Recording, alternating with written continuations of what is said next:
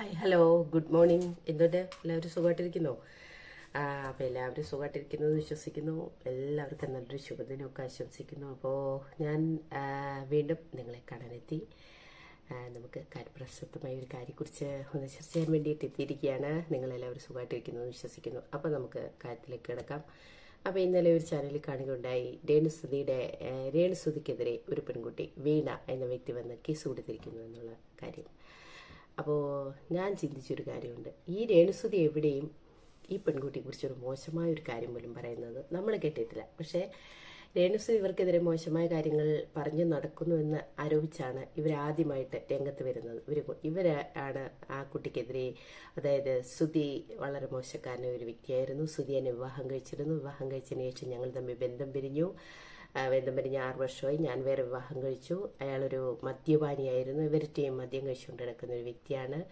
പിന്നെ എന്താണ്, നിങ്ങൾ ആരും പറയുന്ന പോലെ ഒരു വ്യക്തിയല്ല. സ്തുതി പറഞ്ഞത് മുഴുവൻ ഇതുവരെയും നിങ്ങളുടെ മുന്നിൽ പ്രസന്റ് ചെയ്ത സർവ്വകാര്യങ്ങളും കള്ളത്തരമായിരുന്നു എന്ന് പറഞ്ഞ് മോശം ഒരു ആരോപണവും ഉന്നയിച്ച്, സ്തുതിക്കെതിരെ മോശമായ ഒരു ആരോപണം ഉന്നയിച്ച് രംഗത്തേക്ക് വന്ന ഒരു വ്യക്തിയാണ് വീണ എന്ന് പറയുന്നത്. ഇതുവരെ അവർ ഒളിച്ചിരുന്നുള്ള കലാപ്രകടനം മാത്രമാണ്. അവർ യഥാർത്ഥത്തിൽ വീണ എന്ന വ്യക്തി വിവാഹം കഴിച്ചിരുന്ന വ്യക്തിയാണെന്നെങ്കിൽ ഇങ്ങനെ രഹസ്യമായിട്ട് നിൽക്കാതെ പരസ്യമായിട്ട് ആദ്യം രംഗത്ത് വരൂ. പരസ്യമായിട്ട് രംഗത്ത് വന്നിട്ട് പറയുന്നതല്ലേ അതിൻ്റെ ശരി. നിങ്ങളിപ്പോഴും മുഖം കാണിക്കാൻ നിങ്ങൾ തയ്യാറല്ല. നിങ്ങളിപ്പോഴും ഒളിച്ചിരുന്ന് കളിക്കുകയാണ്. അതിന് പിന്നിൽ ആരെങ്കിലും ഉണ്ടാകുമെന്നാണ് എനിക്ക് തോന്നുന്നത്. കാരണം ഇപ്പം ഞാൻ വളരെ കുറച്ച് സമയമായിട്ടുള്ള ഈ ചാനലിലൊക്കെ എത്തിയിട്ട്, എന്നിട്ട് പോലും ഇവിടെ നടക്കുന്ന പല കാര്യങ്ങളും അത്ഭുതത്തോടെ വീക്ഷിക്കുന്ന ഒരു വ്യക്തിയാണ്. അതിന് ഞാൻ മനസ്സിലാക്കുന്ന ഒരു കാര്യം, തീർച്ചയായിട്ടും വീണ എന്നൊരു വ്യക്തി ഇപ്പം ഈ 2 വർഷം സുധി ജീവിച്ചിരുന്ന കാലഘട്ടത്തിൽ ഒരിക്കൽ പോലും രംഗത്ത് വരാനോ ഞാൻ അയാളുടെ ഭാര്യയാണെന്നോ പോലും പറയാൻ തയ്യാറാകുന്ന ഒരു വ്യക്തി 2 വർഷം അയാൾ കഴിഞ്ഞു. അയാൾ മരിച്ചു കഴിഞ്ഞ 2 വർഷമായി. ഇപ്പോൾ ഇത്രയും കാലം രേണു ഈ 1 വർഷം രേണു അഭിനയ രംഗത്തൊക്കെ എങ്ങേക്കും വന്നില്ല. അയാൾ ആ കുട്ടി വീട്ടിൽ തന്നെ ഒതുങ്ങി ജീവിച്ചിരുന്ന കാലഘട്ടത്തിൽ ഒന്നും പുറത്തു വരാതിരുന്ന വ്യക്തി, പെട്ടെന്നൊരു വ്യക്തി ഈ കുട്ടി അങ്ങോട്ട് പുറത്ത് വന്ന് അത് അഭിനയിച്ചു തുടങ്ങി, ഫേമസ് ആയി തുടങ്ങിയപ്പോഴത്തേനും പെട്ടെന്ന് രംഗത്ത് വരുന്നു. ഇങ്ങനെയുള്ള ആരോപണങ്ങളും ഇതിൻ്റെ പിന്നിലൊക്കെ ആരെങ്കിലും ഉണ്ടാകുമെന്ന് തന്നെയാണ് നമുക്ക് വിശ്വസിക്കേണ്ടി വരുന്നത്. ചില കാര്യങ്ങൾ അങ്ങനെ തന്നെയായിരിക്കും. അവസാനം പറഞ്ഞു വരുമ്പോൾ ഇതിൻ്റെയൊക്കെ പിന്നിൽ ആരെങ്കിലും ഉണ്ടാകും. ആരെങ്കിലും ഒരാൾ കളിച്ചതിൻ്റെ പേരിലായിരിക്കും ഇതൊക്കെ ഇങ്ങനെയുള്ള കാര്യങ്ങളൊക്കെ ആയിട്ട് പലരും പുറത്തു വരുന്നത്. പക്ഷേ ഇപ്പോഴും എനിക്ക് ജീവിക്കാൻ പറ്റുന്നില്ല. അതുകൊണ്ട് ഞാൻ രേണുസുതിക്കെതിരെ കൊണ്ട് കേസ് കൊടുത്തു. അവരെന്നെക്കുറിച്ച് മോശമായി പലയിടത്തും നടന്ന് പറഞ്ഞിരുന്നു എന്ന് പറഞ്ഞ് കേസ് കൊടുത്തതാണ് ഒരു ചാനലെടുത്ത് കാണിച്ചത്. അപ്പം ഞാൻ എന്നോട് തന്നെ ചോദിച്ചു, അപ്പം ഇത്രയും കാലം രേണുസുതി എല്ലാവരും എന്തുവാ പറഞ്ഞിരുന്നേ? കുറ്റമല്ലയോ പറഞ്ഞിരുന്നേ? മോശമല്ലയോ പറഞ്ഞിരുന്നേ? അപകീർത്തിപ്പെടുത്തുന്ന കാര്യങ്ങളില്ലയോ പറഞ്ഞ? അയാൾ പണ്ട് പ്രേമിച്ചതും കല്യാണം കഴിച്ചതും നമ്മുടെ ജീവിതത്തിൽ, എല്ലാ മനുഷ്യൻ്റെ ജീവിതത്തിൽ അവനവൻ ആഗ്രഹിക്കാൻ അല്ലെങ്കിൽ ഓർക്കാൻ ഇഷ്ടപ്പെടാത്ത കുറേ ഏടുകളുണ്ടാവും. അത് ആരോടും നമ്മൾ ഷെയർ ചെയ്യാൻ ആഗ്രഹിക്കാറില്ല. എന്നെ സംബന്ധിച്ചല്ല, ഈ ലോകത്തുള്ള എല്ലാ മനുഷ്യരെ സംബന്ധിച്ചുകൊണ്ട് അങ്ങനെ നമ്മുടെ ജീവിതത്തിന്റെ ഏടുകളിൽ ചിലപ്പോൾ ഒട്ടും ഓർമ്മിക്കാൻ ആഗ്രഹിക്കാത്ത, ഇഷ്ടപ്പെടാൻ പോലും ആഗ്രഹിക്കാത്ത കുറെ കാര്യങ്ങളുണ്ട്. അത് ആരോട് ഷെയർ ചെയ്യാൻ നമ്മൾ ആഗ്രഹിക്കില്ല. അതെപ്പോഴും നമ്മളെ തന്നെ കുഴിച്ചുമിടാനും നമ്മൾ ആഗ്രഹിക്കുള്ളൂ. ചിലപ്പോൾ ഒരു വേള ആ കുട്ടിയുടെ ജീവിതത്തിൽ കുഴിച്ചുമിടാൻ ആഗ്രഹിക്കുന്ന ഒരു ഏടായിരിക്കാം അത്. ആ ഏട് പോലും കുത്തിപ്പൊക്കിയെടുത്ത് കൊണ്ടുവന്ന് എന്തെല്ലാം അതിനെ അപഹസിച്ചു. അപ്പൊ ഈ ചാനലുകൾ ഇരുന്ന് ഈ മോശം പറഞ്ഞ് എത്ര പേരിൽ ആ കുട്ടി കൊണ്ട് കേസ് കൊടുക്കണമായിരുന്നു. ശരിയാണ്, ഒരാൾക്ക് എതിരെ കൊണ്ട് കേസ് കൊടുത്തിട്ടും അതിന് നീതി കിട്ടിയില്ല. ആ നീതി ദൈവം കൊടുക്കട്ടെ. അയാൾ നീതി കിട്ടാതെ അവൾ പുരുഷന് മുമ്പേ ഇറങ്ങിയെന്ന് പൊട്ടിക്കരഞ്ഞതുപോലെ ഇവിടെ ആഘോഷമാക്കി, ചാനലുകൾ ആഘോഷമാക്കി. അപ്പോഴും ഞാൻ ബാക്കിൽ നിൽക്കുന്ന ആളോട് ചോദിച്ചു, എന്താ ഇവിടെ നടക്കണൊക്കെ? ഇതാണോ നീതി എന്ന് ചോദിച്ചു. എന്നിട്ട് അപ്പം എന്നോട് അമ്മ പറഞ്ഞ ഒരു കാര്യമുണ്ട്, മിണ്ടാതിരുന്നുള്ളൂ അവിടെ. ഈ മനുഷ്യരാരും ദൈവങ്ങളല്ല. ഒരു ജീവൻ, സ്വന്തം കുടുംബത്തിൽ നിന്ന് ഒരു അമ്മയോ അച്ഛനോ സഹോദരങ്ങളോ ആരെങ്കിലും നഷ്ടപ്പെട്ടു പോയാൽ, അല്ലെങ്കിൽ ഒരു ജീവൻ നഷ്ടപ്പെട്ടു പോയാൽ ജീവൻ കൊടുക്കാൻ പ്രാപ്തിയുള്ള ഒരാളുമല്ല ഈ ചാനലുകളിലിരുന്ന് മറ്റുള്ളവരെ അപഹസിക്കുന്നത്. സ്വന്തം ജീവൻ നഷ്ടപ്പെട്ടു പോയാൽ പോലും തിരിച്ചെടുക്കാൻ പ്രാപ്തിയില്ലാത്ത മനുഷ്യനാണ്. ആ മനുഷ്യന്റെ വാക്കുകൾക്കൊന്നും യാതൊരു വിലയും കൽപ്പിക്കേണ്ട കാര്യമില്ല. ദൈവം എന്നൊരു മഹാശക്തി ഭൂമിയിലുണ്ട്. ഇതിനൊക്കെ പ്രതിഫലം കൊടുക്കാൻ, ശിക്ഷ കൊടുക്കാൻ അദ്ദേഹം ഓരോ വാക്കുകളും പ്രവൃത്തികളും കണക്കൂട്ടി അദ്ദേഹം എഴുതി വെക്കുന്നുണ്ട്. കാരണം നമ്മുടെ മതം നമ്മളെ പഠിപ്പിക്കുന്ന എല്ലാവരെയും സ്നേഹിക്കാനാണ്. ആരെയും നേരെയും വരച്ചുകൊണ്ടാനും ആരെയും അപഹസിക്കാനും ആരുടെ കുടുംബങ്ങളിൽ കയറി അനാവശ്യങ്ങൾ പറയാനും കുടുംബചരിത്രം വരെ തോണ്ടിയെടുക്കാനൊന്നും ഒരു മതവും നമ്മളെ പഠിപ്പിക്കുന്നത്. എല്ലാ മതങ്ങളും പരസ്പരം സ്നേഹിക്കാനാണ് പഠിപ്പിക്കുന്നത്. നിങ്ങൾ സ്നേഹിക്കൂ, നിങ്ങൾ മറ്റുള്ളവരുടെ കുറ്റം കണ്ടെടുത്താനല്ല നടക്കേണ്ടത് എന്നാണ് പറയുന്നത്. നമുക്കറിയാം, ധർമാധർമ്മങ്ങളുടെ യുദ്ധമായിരുന്നു കുരുക്ഷേത്ര യുദ്ധം. ധർമാധർമ്മങ്ങളുടെ യുദ്ധമായിരുന്നിട്ട് പോലും കണ്ണു തുറന്ന് ആ കുരുക്ഷേത്ര യുദ്ധഭൂമിയിൽ ചെന്ന് നിന്ന് വർഷങ്ങൾക്ക് മുമ്പ് ഭർത്താവിന് വേണ്ടി കണ്ണുമൂടിക്കെട്ടിയ ഒരാളുണ്ടായിരുന്നു, അദ്ദേഹത്തിൻ്റെ ഭാര്യ, ധൃതരാഷ്ട്രയുടെ ഭാര്യ. ആ അമ്മ കണ്ണു തുറന്ന് 4 വശം ഒന്ന് നോക്കിയിട്ട് ഹൃദയം നുറുങ്ങിപ്പോയി അമ്മയ്ക്ക്. കാരണം മരിച്ചു കിടക്കുന്നത് മുഴുവൻ മക്കളും കൊച്ചുമക്കളും സ്വന്തം ബന്ധുക്കളും മാത്രമാണ്. അപ്പൊ ചോദിച്ചൊരു ചോദ്യമുണ്ട് കൃഷ്ണനോട്, ഇതൊഴിവാക്കാമായിരുന്നില്ലേ നിനക്ക്? ധർമാധർമ്മങ്ങളുടെ യുദ്ധം എന്ന് പറഞ്ഞ ആ യുദ്ധമായിരുന്നു. പരസ്പരം പോരടിച്ച് തീർന്നത് മുഴുവൻ സഹോദരങ്ങൾ മാത്രമായിരുന്നു. ഈ യുദ്ധം എന്ന് നിനക്ക് ഒഴിവാക്കാമായിരുന്നില്ലേ എന്ന് പറഞ്ഞ് ദൈവമായ ദൈവത്തിന് പോലും ശാപം കിട്ടി. അത്രയേറെ ഒരു അമ്മയുടെ മനംനൊന്തുള്ള ശാപമാണ് ദൈവത്തെ പോലും കത്തിച്ചേർന്നത്. അങ്ങനെയെങ്കിൽ അതും ഒരമ്മയാണ്. അമ്മ മാത്രമല്ല, അതൊരു വിധവയാണ്. കൂട്ടം കൂടിയിരുന്ന എല്ലാവരും കൂടെ ഒരേപോലെ ആക്രമിക്കുമ്പോൾ എപ്പോഴെങ്കിലുമൊക്കെ മനസ്സറിഞ്ഞ് അതിൻ്റെ കണ്ണുനീർ താഴേക്ക് ഭൂമിയിലേക്ക് പതിക്കില്ലേ? അപ്പോൾ ഈ ചാനലുകളിൽ കുത്തിയിരുന്ന് അധിക്ഷേപിക്കുന്നവരുടെയൊക്കെ കുടുംബങ്ങളെ കത്തിക്കാൻ അതങ്ങ് ചെല്ലില്ലേ?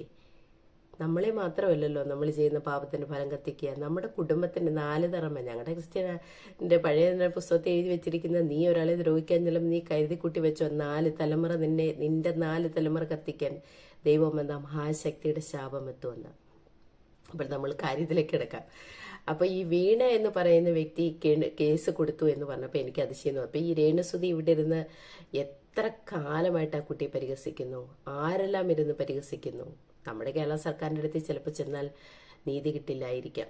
എന്തായാലും ഞാനൊരു കാര്യം തീരുമാനിച്ചു കഴിഞ്ഞു. ഞാൻ കുറച്ച് നാളായിട്ട് ഇതിനെ അനലൈസ് ചെയ്തിട്ട് ഞങ്ങൾ അന്യനാട്ടിയിരുന്നത് കാണും. ഞങ്ങൾക്ക് സത്യം പറഞ്ഞാൽ ഭയങ്കര നാണക്കേട് തോന്നും. കാരണം ഈ നാടെന്ന് പറയുന്ന സ്ത്രീകൾക്ക് ഒരുപാട് റെസ്പെക്റ്റ് കൊടുക്കുന്ന നാടാണ്. ഒരു മോശം പോലും ആരോടും പറയില്ല, പ്രത്യേകിച്ച് സ്ത്രീകളോട് ഒരു മോശം പറഞ്ഞെന്ന് പറയും കേസ് പൊക്കിയെടുത്ത സ്പോട്ടിൽ പോലീസ് വീട്ടിൽ വന്ന് പൊക്കിയെടുത്ത് കൊണ്ടുപോകും. പിന്നെ ഞാനൊന്നും എൻ്റെ രാജ്യം പോലും കാണത്തില്ല, തിരിച്ച് കേരളത്തിൽ പോലും വരാൻ പറ്റുമോ നമ്മൾ ചിന്തിക്കണം. നമുക്ക് പേടിയാണ് ഒരു വ്യക്തിയെക്കുറിച്ച്, സ്ത്രീയാലും പുരുഷനായാലും അനാവശ്യം പറയാൻ പേടിയാണ്. കാരണം ശക്തമായ നിയമമുള്ള നാടാണ്. ഇങ്ങനൊരു നിയമം കേരളത്തിൽ ഇല്ലാതെ പോയത് കൊണ്ടാണ് ഇത്രയേറെ പ്രശ്നങ്ങൾ ഇവിടെ സംഭവിക്കുന്നതെന്നാണ് എനിക്ക് തോന്നുന്നത്. അപ്പോൾ എനിക്ക് തോന്നുന്ന ഒരു കാര്യം, ഒരു ശക്തമായൊരു ഇമെയിൽ മുഖ്യമന്ത്രിക്ക് അയച്ചാൽ എന്താ എന്ന് ഞങ്ങൾ ആലോചിച്ചുകൊണ്ടിരിക്കുകയാണ്. കാരണം എന്തുകൊണ്ട് ഇതൊന്നും കണ്ടിട്ട് പ്രതികരിക്കുന്നില്ല?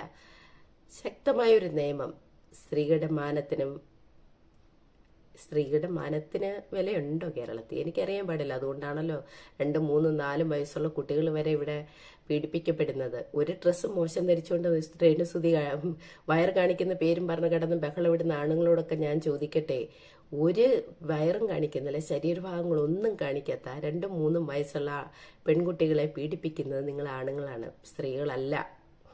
എന്തേ നിങ്ങൾക്കൊക്കെ ഒരു വയറും ഒരു ഭാഗവും കാണാതിരുന്നിട്ടും ഈ കുഞ്ഞു കുട്ടികളെ കാണുമ്പോൾ നിങ്ങൾക്കൊക്കെ പീഡിപ്പിക്കാൻ തോന്നുന്നത്? നിങ്ങളൊക്കെ പറയുന്നല്ലോ വേഷവിധാനത്തിന്റെ പേരിലാണ് ആക്രമിച്ചു. ചുമ്മാതാണ്.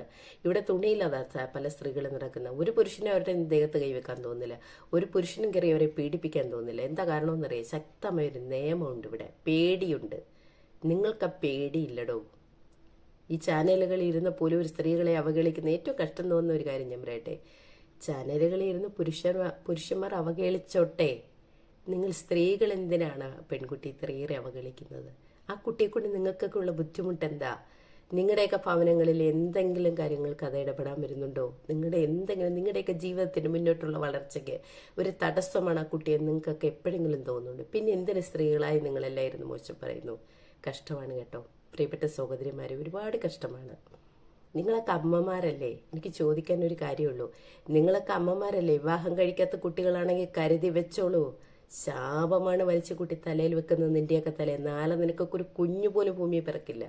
അത്രയേറെ ശാപമാണ് തലയിൽ. വിവാഹം കഴിക്കാത്ത കുട്ടികളാണ് ഈ ചാനലിൽ കുത്തിയിരുന്ന പെൺകുട്ടിക്കെതിരെ മോശം പറയുന്നതെങ്കിൽ കരുതി വെച്ചോളൂ, എൻ്റെ പിറകിലിരിക്കുന്ന അമ്മയാണ്. അമ്മയുടെ മാധ്യസ്ഥ തന്നെ ഇരുന്നാൽ ഞാൻ പറയുന്നത്, നിനക്കൊക്കെ ഒരു കുഞ്ഞിനെ പോലും ദൈവം തമ്പുരാൻ തരില്ല. അത്രയും വലിയ ശാപമാണ് തലയിലേക്ക് വാങ്ങി കൂട്ടി വെക്കുന്നത്. പിന്നെ അമ്മമാരായിട്ടുള്ളവരാണെങ്കിൽ ചാനലിൽ കുത്തിയിരുന്ന് പറയുന്നെങ്കിൽ ദൈവത്തിന് തിരുമുമ്പിരുന്ന് കൈയെടുത്തോളൂ. സ്വന്തം മക്കളുടെ ജീവന് വേണ്ടി. കാരണം ദൈവം എന്നൊരു മഹാശക്തി വളരെ വലുത്. ആ സ്ത്രീ ഞങ്ങളുടെ ആചാരപ്രകാരം അവർ ഇതുവരെ വേറെ കല്യാണം കഴിച്ചിട്ട് ഒരു വിധവ തന്നെയാണ്. വിധവയുടെ കണ്ണുനീർ ഭൂമിയിൽ വീണ ഞാൻ വെറുതെ വിടില്ല അവരെന്നാണ് ദൈവം അതിൽ എഴുതി വെച്ചിരിക്കുന്നത്. അപ്പോൾ എൻ്റെ പ്രിയപ്പെട്ട സഹോദരന്മാരോട് എനിക്ക് പറയാൻ ഒന്നേ ഉള്ളൂ, നമ്മൾക്ക് മറ്റൊരാളുടെ ജീവിതം എടുത്തു വെച്ച് കളിക്കുമ്പോൾ നമുക്കതൊരു തമാശയായിട്ട് തോന്നും. ചിലപ്പോൾ നമുക്ക് റീച്ച് കിട്ടുക. എന്തായാലും ഞാൻ നോക്കിയെടുത്തോളം ശ്രുതി മരിച്ച വലിയ ഭാഗ്യമായി കേട്ടാ. ശ്രുതി മരിച്ചത് കൊണ്ടാണല്ലോ ഈ 2 വർഷം വെറുതെ ഇരുന്നിട്ട് ഈ കുട്ടി അഭിനയിക്കാൻ വന്നത്. അതുകൊണ്ട് എത്ര ചാനലുകൾക്ക് റീച്ച് ഉണ്ടായി, എത്ര ചാനലുകൾക്ക് വ്യൂവേഴ്സ് കൂടി.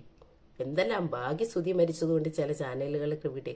ഇല്ല, നിങ്ങൾക്ക് എങ്ങനെ ഇങ്ങനെ ഒരു വാർത്ത കിട്ടുമായിരുന്നു? ശ്രുതി മരിച്ചു പോയത് കൊണ്ടുള്ള ഭാഗ്യം കിട്ടിയ യഥാർത്ഥത്തിൽ നിങ്ങളെല്ലാവരും രേണുവിനെ കുറ്റം പറയും. അവൻ മരിച്ചതിൽ ഏറ്റവും വലിയ ഭാഗ്യം അവൾക്കാണ്. യഥാർത്ഥത്തിൽ ഭാഗ്യം അവൾക്കാണോ നിങ്ങൾക്കൊക്കെയാണോ?